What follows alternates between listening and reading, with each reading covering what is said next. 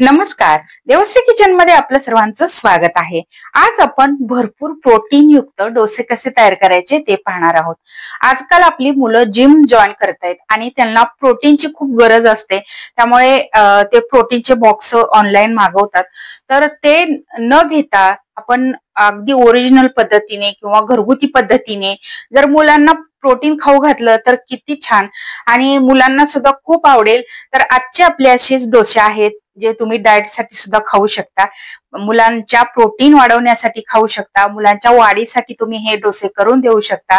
इतके पौष्टिक आणि चविष्ट डोसे तयार होतात. तर प्रोटीन म्हटलं की डाळी आल्या आणि डाळी खायचं म्हटलं की मुलांना नको वाटतं.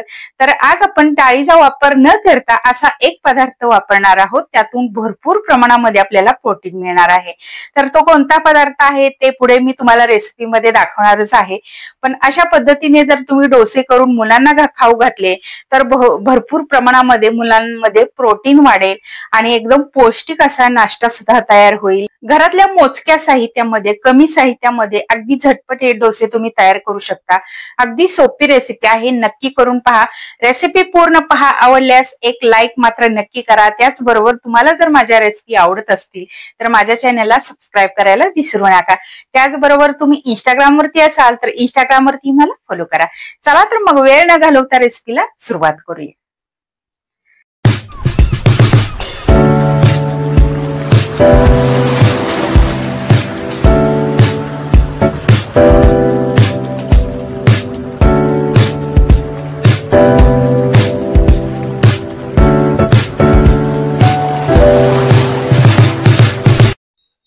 डोसे करण्यासाठी इथे मी 1 वाटी काळे हरभरे घेतलेले आहेत. तर याला काळे चणे पण म्हटलं जातं. आणि 1 वाटी तांदूळ घेतलेले आहेत. तर हे रेशनचे तांदूळ आहेत. शक्यतो इडली किंवा डोसे करण्यासाठी मी रेशनचे तांदूळ वापरते. त्यामुळे इडली आणि डोसा खूप छान होतो. तर यामध्ये भरपूर सारं पाणी घालायचंय आणि 2 वेळा हे तांदूळ आणि हरभरे धुवून घ्यायचे आहेत.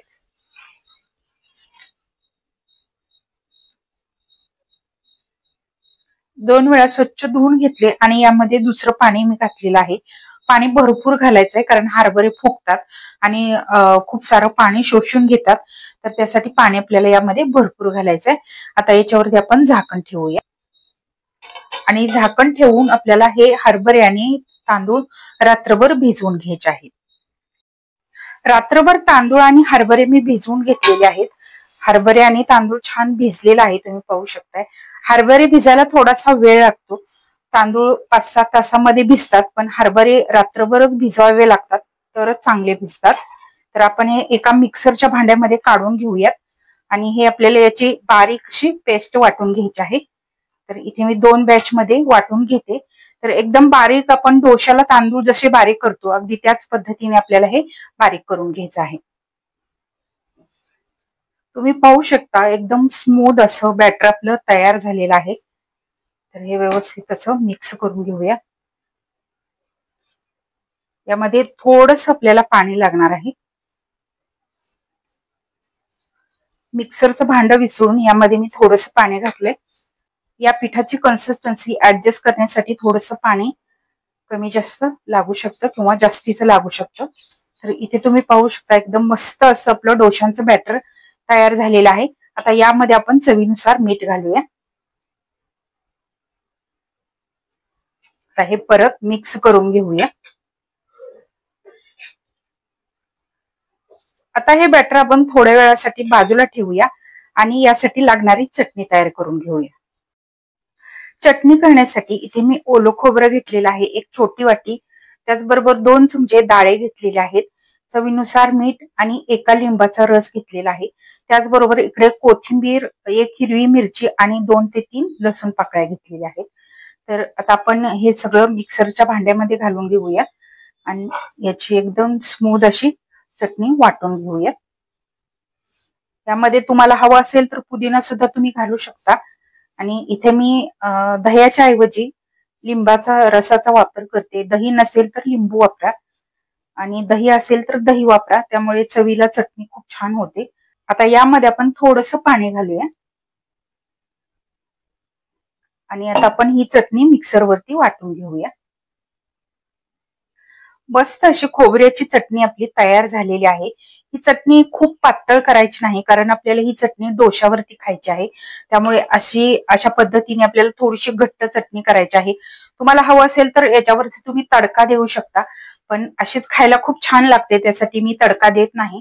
तर डोश्यावरती खाण्यासाठी जर आपण जेव्हा चटणी करतो तेव्हा अशा पद्धतीने थोडीशी घट्ट करायची, म्हणजे ती डोश्यावरची व्यवस्थित खाता येते। तर इथे आपली मस्त अशी चटपटीत चविष्ट खोबऱ्याची चटणी तयार झाली। आता आपण डोसे तयार करून घेऊया।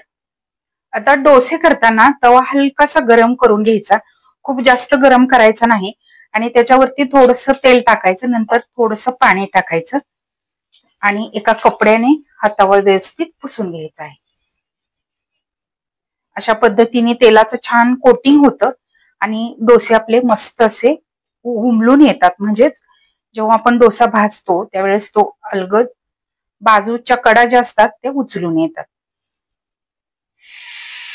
चमच्याने व्यवस्थित मधोमध पीठ घालायचं आणि अशा पद्धतीने व्यवस्थित हा डोसा पसरवून घ्यायचा आहे। एकदम मस्त डोसे तयार होतात। या पद्धतीने तुम्ही नक्की करून पहा। तुम्हाला हवं असेल तर वरून अगदी थोडंसं तुम्ही तेल चमच्याने घालू शकता। इथे मी अगदी थोडंसं अर्धा चमचा तेल लावलेलं आहे। वरून डोसे छान क्रिस्पी होतात, त्यासाठी मी वरून थोडंसं तेल लावते। तर आतल्या बाजूने आता खालच्या बाजूने आता व्यवस्थित थोडासा लालसर रंग येईपर्यंत हा डोसा आपण भाजून घेऊया। मस्त असा खालून आपला डोसा क्रिस्पी झालेला आहे, तुम्ही पाहू शकताय रंग मस्त आलाय। तर आता आपण दुसऱ्या बाजूनी अगदी 1 ते 2 सेकंदासाठी अशा पद्धतीने भाजून घ्यायचं आहे। खूप जास्त आतल्या बाजूनी भाजायची गरज नाही। आता आपण लगेचच पलटून घेऊया आणि याचा रोल तयार करून घेऊया। मस्त तुम्ही पाहू शकता एकदम मस्त क्रिस्पी असा हा डोसा आपला तयार झालेला आहे। हा आपण काढून घेऊया। आता आपण दुसरा डोसा करूया, पण त्या अगोदर हा तवा स्वच्छ करून घ्यायचा आहे। आता तेल नाही लावलं तरी चालेल, पण बरेच जण काय म्हणतात की तुम्ही सांगितलेलं तसं केलं पण डोसा आमचा परत मोडला। तर त्याचं कारण म्हणजे तवा स्वच्छ करायचा आहे। तर थोडं जरी तव्याला चिकटलेलं असलं की डोसा आपला मोडतो किंवा तुटतो। तर त्यासाठी आपल्याला अशा पद्धतीने तवा अगोदर स्वच्छ करून घ्यायचा आहे आणि नंतर त्याच्यावरती डोसा करून घ्यायचा आहे।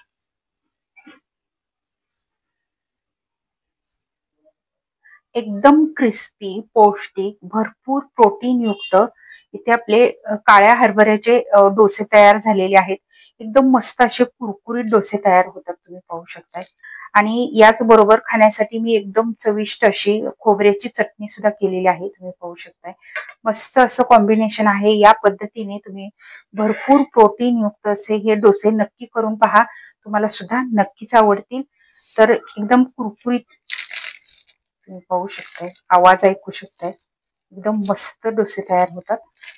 करायला अगदी सोपे आहेत, पीठ आंबवायची गरज नाही। तर फक्त हे भिजवून हरभरे तुम्ही हे डोसे तयार करू शकता, एकदम मस्त डोसे तयार होतात। तर आजची आपली प्रोटीन युक्त हरभऱ्याच्या डोस्यांची रेसिपी कशी वाटली कमेंट करून नक्की सांगा। या रेसिपीला लाईक करा, शेअर करा। त्याचबरोबर तुम्हाला जर माझ्या रेसिपी आवडत असतील तर माझ्या चॅनलला सबस्क्राईब करायला विसरू नका।